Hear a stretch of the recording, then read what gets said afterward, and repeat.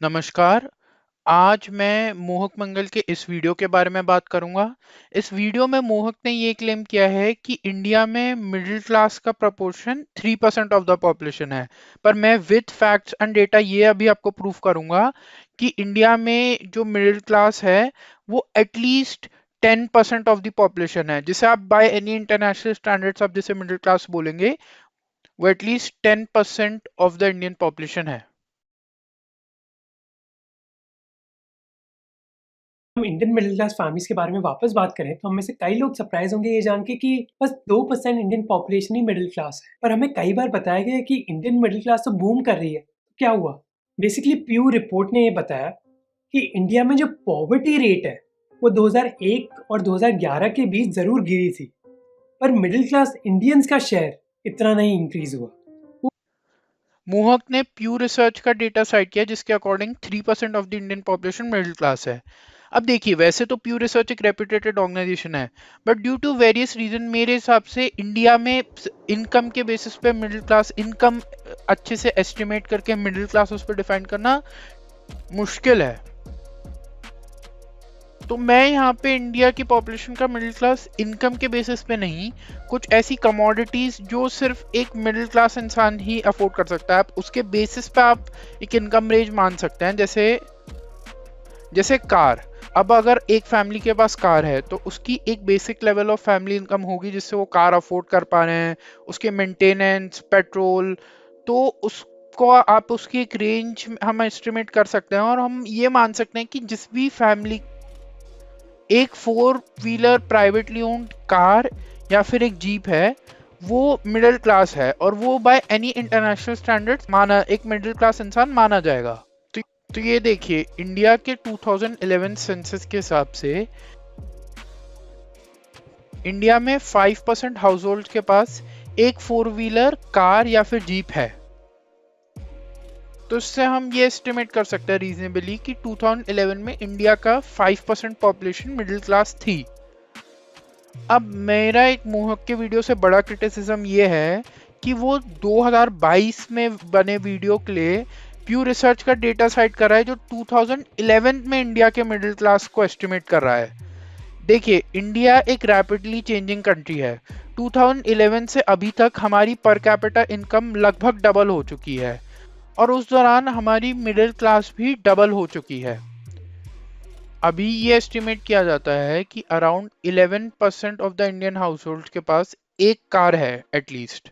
देखिए, इंडिया में अभी अराउंड 6 से 7 करोड़ प्राइवेटली ओन्ड कार्स हैं।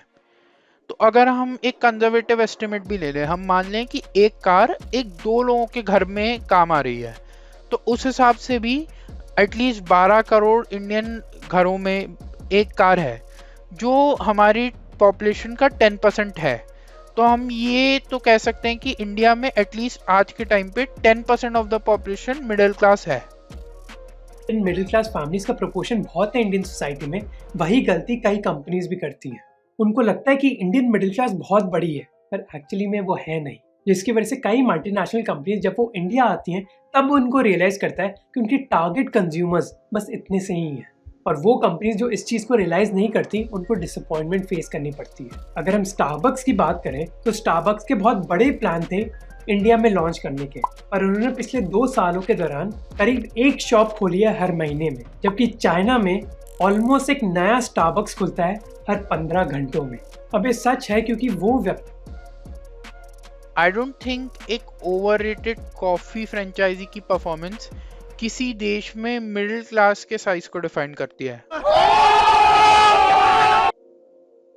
देखिए, मैं इसको एक बेकार तरीका बोलूंगा एक किसी कंट्री के मिडिल क्लास का एस्टिमेट लगाने का, क्योंकि स्टारबक्स तो ऑस्ट्रेलिया में भी नहीं चला। देखिए, अब ऐसे किसी भी फ्रेंचाइजी की परफॉर्मेंस उस कंट्री की स्पेंडिंग हैबिट्स, उस कंट्री की टेस्ट प्रेफरेंसेस पर डिपेंड करते हैं। और ये हम गवर्नमेंट डेटा से भी देख सकते हैं कि कई कंपनीज की मेन डिमांड बस कुछ शहरों से ही आती है इंडिया के। जैसे 2015 में इंडियन सरकार ने एक NHFS का सर्वे किया था, जहाँ उन्होंने लोगों से पूछा कि क्या उनके पास एक TV, AC cooler, washing machine या फिर रेफ्रिजरेटर है। आपको पता है कि इस सर्वे से क्या फाइंडिंग्स निकली कि इंडिया की ऑलमोस्ट 33% वॉशिंग मशीन्स बस कुछ शहरों में। देखिए, अब जो मोहक ने कुछ शहरों की बात की है वो इंडिया के मेन मेट्रोज हैं, और इन सिटीज में इंडिया की 11% पॉपुलेशन रहती है।